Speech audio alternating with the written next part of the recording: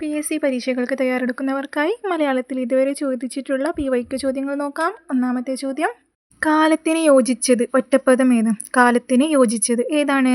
ഉത്തരം option B ആണ്, കാലോചിതമാണ്. ഏതാണ്? കാലോചിതം. രണ്ടാമത്തെ ചോദ്യം, രക്തം പര്യായ പദം ഏത്? രക്തത്തിൻ്റെ പര്യായ പദം ഏതാണ്? ഉത്തരം ഓപ്ഷൻ എ, രുധിരം. ഏതാണ്? രുധിരം. മൂന്നാമത്തെ ചോദ്യം, മമ്മൂഞ്ഞ് എന്ന ശൈലിയുടെ അർത്ഥം. എട്ടുകാലി മമ്മൂഞ്ഞ് എന്ന ശൈലിയുടെ അർത്ഥം എന്താണ്? ഉത്തരം ഓപ്ഷൻ ബി, എന്തിൻ്റെയും ഉത്തരവാദിത്തം ഏറ്റെടുക്കുക. എന്തിൻ്റെയും ഉത്തരവാദിത്തം ഏറ്റെടുക്കുക എന്നാണ് എട്ടുകാലി മമ്മൂഞ്ഞ് എന്ന ശൈലിയുടെ അർത്ഥം. അടുത്ത ചോദ്യം നോക്കാം. ശരിയായ വാക്യം ഏത്? ശരിയായ വാക്യം ഏത്? ഏതാണ്? ഉത്തരം ഓപ്ഷൻ ബി ആണ്. 2 മാത്രമാണ് ശരി. ഏതാണ്? ഈ പാഠത്തിലെ ചില വാക്കുകൾക്ക് അടിവരയിട്ടിരിക്കുന്നത് ശ്രദ്ധിക്കുക.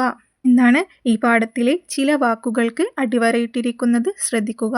അടുത്ത ചോദ്യം നോക്കാം. മുക്തകണ്ഠം എന്ന പദത്തിന് അർത്ഥം. മുക്തകണ്ഠം എന്ന പദത്തിന് അർത്ഥം എന്താണ്? ഉത്തരം ഓപ്ഷൻ എ, ഉറക്കെ. ഉറക്കെയാണ്. മുക്തകണ്ഠം എന്ന് പറഞ്ഞാൽ ഉറക്കെയാണ്. അടുത്ത ചോദ്യം നോക്കാം. ശരിയായ വാക്യം ഏത്? ശരിയായ വാക്യം ഏത്? ഏതാണ്? ഓപ്ഷൻ ഡി ആണല്ലേ, 3 മാസങ്ങൾക്കു മുൻപ്. എങ്ങനെയാണ്? 3 മാസങ്ങൾക്കു മുൻപ്. അടുത്ത ചോദ്യം നോക്കാം. സ്വാശ്രയം എന്ന പദത്തിൻ്റെ വിപരീതം. സ്വാശ്രയം എന്ന പദത്തിൻ്റെ വിപരീതം ഏതാണ്? ഉത്തരം ഓപ്ഷൻ ബി ആണ്, പരാശ്രയം. ഏതാണ്? പരാശ്രയം. സ്വാശ്രയത്തിൻ്റെ വിപരീതമാണ് പരാശ്രയം. ഇന്നത്തെ അവസാനത്തെ ചോദ്യം നോക്കാം. താഴെ കൊടുത്തിരിക്കുന്നവയിൽ ശരിയായ വാക്യം ഏത്? താഴെ കൊടുത്തിരിക്കുന്നവയിൽ ശരിയായ വാക്യം ഏത്? ഏതാണ്? ഉത്തരം ഓപ്ഷൻ സി ആണ്, ഏകദേശം 1000 പേർ സമ്മേളനത്തിൽ പങ്കെടുത്തു. ഏകദേശം 1000 പേർ സമ്മേളനത്തിൽ പങ്കെടുത്തു. ഇത്രയുമാണ് ഇന്നത്തെ ചോദ്യങ്ങൾ. ചോദ്യങ്ങൾ നിങ്ങൾക്ക് ഇഷ്ടപ്പെടുവാണെങ്കിൽ എൻ്റെ ചാനൽ ഒന്ന് സബ്സ്ക്രൈബ് ചെയ്യണേ. Okay, thank you.